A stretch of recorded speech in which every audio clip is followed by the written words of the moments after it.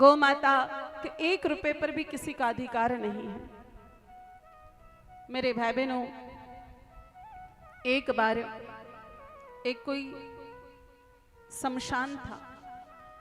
उस शमशान में एक स्त्री बैठी हुई थी, जाति से चांडालनी थी, उसका शरीर भी अपवित्र था और वो हंडिया में मांस पका रही थी। उस मांस को भी उसने ढक के रखा था और उसी शमशान के बाहर से एक महात्मा जी निकल रहे थे। उन महात्मा जी के मन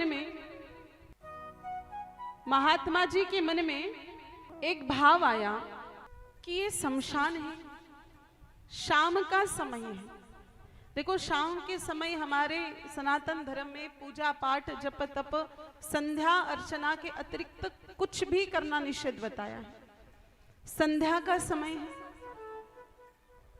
एक स्त्री शमशान में बैठी है, जबकि हमारे हिंदू धर्म के नियमानुसार कोई बहन शमशान में नहीं जाती, और वो भी जाति से चांडालनी, शरीर से अपवित्र, और वो कुत्ते का मांस पका रही है।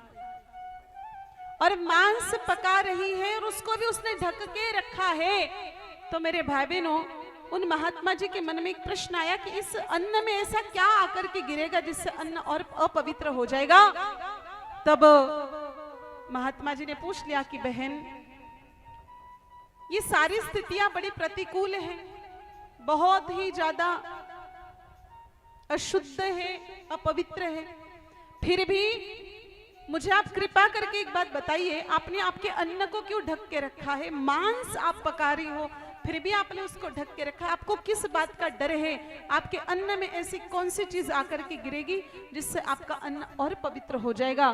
तब उस बहन ने कहा कि महाराज जी, मुझे एक बात का डर है, अगर इस रास्ते से कोई ऐसा व्यक्ति गुजरता हो जिसने गौ माता के हिस्से का धन खाया हो, जिसने गौ माता के गोचारण भूमि पर कब्जा किया हो, गौ माता के हिस्से का धन पचा लिया हो, अगर उसके शरीर को स्पर्श करके कोई रज मेरे अन्न पर आकर के बैठ जाती तो मेरा अन्न और करोड़ गुना अपवित्र हो जाएगा।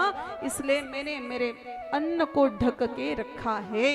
तो इतना पाप बताया है शास्त्रों में मेरे भाई बहनों। जो गौ माता के धन को स्वयं हड़पना चाहते हैं, तो ऐसा तो शायद बहुत कम लोग करते हैं।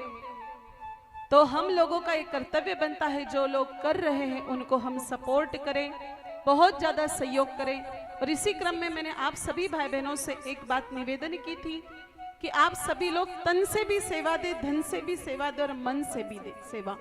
तन से सेवा देने के क्रम में आप सब लोगों को एक भाव मैंने बताया था कि आप सभी लोग सुबह सुबह गौशाला जाना प्रारंभ करें। 6 बजे, 6:30 बजे, आधा घंटा 1 घंटा गौशाला में रहें।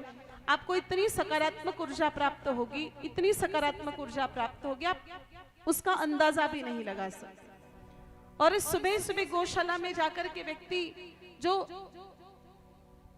संकल्प लेता है, शुद्ध संकल्प, निष्काम भाव से संकल्प, भगवती गौ माता की कृपा से वो संकल्प स्वतः पूर्ण हो जाते हैं। मेरे भाई बहनों, कल की ही चर्चा है, पूज्य चंद्रमा दास जी महाराज पधारे हैं, शायद आपसे मेरी चर्चा हुई थी कि सुबह सुबह गौशाला में जाकर के भाव आया कि यहाँ तुलादान का काउंटर लगना चाहिए और सप्त गौ मंदिर बनना चाहिए। और भगवती गौ माता की कृपा से कथा में एक बार ये बात निवेदन की, और कल की ही कथा में मेरे भाई बहनों, दोनों ही ये जो हमारे प्रस्तावित कार्य थे, जो हमारे दिमाग में भी नहीं थे, दूर दूर तक भगवती गौ माता की कृपा से उनके लिए भी यजमान स्वयं ही बन गए। तो हम तो बहुत छोटे गौ भक्त भी नहीं है मेरे भाई बहनों, गौ माता की थोड़ी थोड़ी महिमा गाने का प्रयास करते हैं। आप लोग तो कितने बड़े बड़े गौ भक्त हो, दिन रात गौ सेवा में लगे हुए हो। अगर आप लोग गौशाला में जाकर के सुबह सुबह कुछ शुभ संकल्प मन में लेते हो, तो भगवती गौ माता की कृपा से वो संकल्प स्वतः जल्दी ही पूरे हो जाएंगे। आप कुछ भी सोचेंगे, भगवती गौ माता उसको पूर्ण करेगी। इसलिए सुबह सुबह गौशाला में जाने का क्रम आप लोग जरूर शुरू कर दीजिए।